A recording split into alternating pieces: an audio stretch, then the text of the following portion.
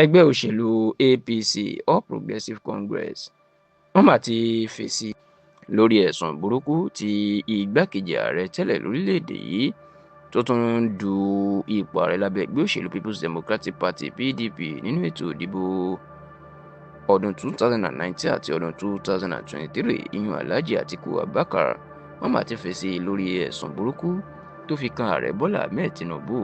tí wọ́n sì jẹ́ kó di mímọ̀ pé bàbá ńlá òpùrọ́ ìní Alhaji Atiku Abubakar. Ǹjẹ́ ẹ̀sùn wo ni Alhaji Atiku Abubakar ló fi kan Tinubu? Ó mà ní ọ̀rọ̀ tó sọ níbi ìdánilẹ́kọ̀ọ́ tí àwọn ẹgbẹ́ kan tí kìí ṣe ti ìjọba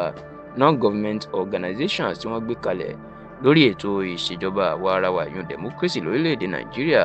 Àwọn ẹgbẹ́ tí ó gbé ètò àti ìdánilẹ́kọ̀ọ́ náà kalẹ̀ ní ìlú Àbújá lọ́jọ́ Ajé tí ṣe Monday ọ̀sẹ̀ tá a wà yìí ní African Center for Leadership Strategy and Development ìyún Center FCD, the Center for Democracy and Development CDD, Westminster Foundation for Democracy WFD, the Peering Advocacy and Advancement Center in Africa PACA àti National Peace Committee NPC. Níbẹ̀ ni Àtíkù ló mà ti fẹ̀sùn kan ààrẹ Bọ́lá Ahmed Tinubu àti ẹgbẹ́ òṣèlú APC pé níbi tí wọ́n bá democracy orílẹ̀-èdè Nàìjíríà lọ ó ló ń ṣe òun láàánú, ẹ̀rù sì ń bà òun pé ètò democracy Nàìjíríà ó lè kú lójijì nítorí pé ẹgbẹ́ òṣèlú APC àti iléeṣẹ́ ààrẹ pàápàá Tinubu wọn fẹ́ kí àwọn ẹgbẹ́ òṣèlú alátakò kan gbérímọ̀. Ó ní gbogbo ọ̀nà ni wọ́n ń wá láti pa ẹgbẹ́ òṣèlú alátakò èyí tí ó léwu púpọ̀ fún orílẹ̀-èdè Nàìjíríà. Ṣá o, nígbà tí Àtíkù yóò wá fojú ọ̀rọ̀ pọ̀ ló mà tú àṣírí wípé níbi tí Tinubu tí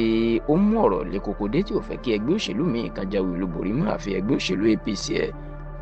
Ó ní 50 mílíọ̀nù náírà 50 mílíọ̀nù náírà ni lòun gbọ́ pé ó ń fún àwọn olóyè inú ẹgbẹ́ òṣèlú alátakò láti máa dá wàhálà sílẹ̀ nínú ẹgbẹ́ òṣèlú alátakò kó má bàa rí mú mí láti rójú ráàyè gbéná wojú ẹ̀. Ó ní àwọn aṣíwájú ẹgbẹ́ òṣèlú alátakò kan tóun bá ṣèpàdé láìpẹ́ yìí wọ́n tú àṣírí fóun pé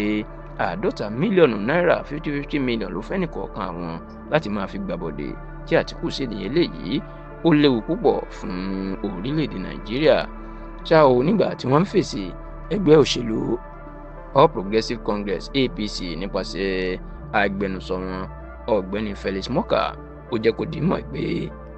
bàbá ńlá òpòrọ́ àti alábùkù ni Atiku Abubakar. Ó jẹ́ kó di mọ̀ pé béèyàn yóò bá tiẹ̀ pa irú rọ́bẹ̀ kì í ṣe irú ẹni tó jẹ́ àgbà ní Nàìjíríà lórílẹ̀‐èdè yìí bíi ti Atiku tó ti di ipò ààrẹ orílẹ̀‐èdè yìí mú. Ó ní Atiku ọ̀rọ̀ tó sọ náà ọ̀rọ̀ tí ó jẹ́ ọ̀rọ̀ irọ́ ni, ó ló yẹ kó lè mú ẹ̀rí ọ̀rọ̀ tó sọ wá. Ó ní òótọ́ ọ̀rọ̀ tó wà níbẹ̀ ni wípé Atiku àti àwọn olóṣèlú alátakò bíi Peter Obi àti bẹ́ẹ̀ bẹ́ẹ̀ lọ tí wọ́n ń fẹ̀sùn kan Tinubu àti ẹgbẹ́ òṣèlú APC pé àwọn ló ń da ẹgbẹ́ òṣèlú alátakò rú.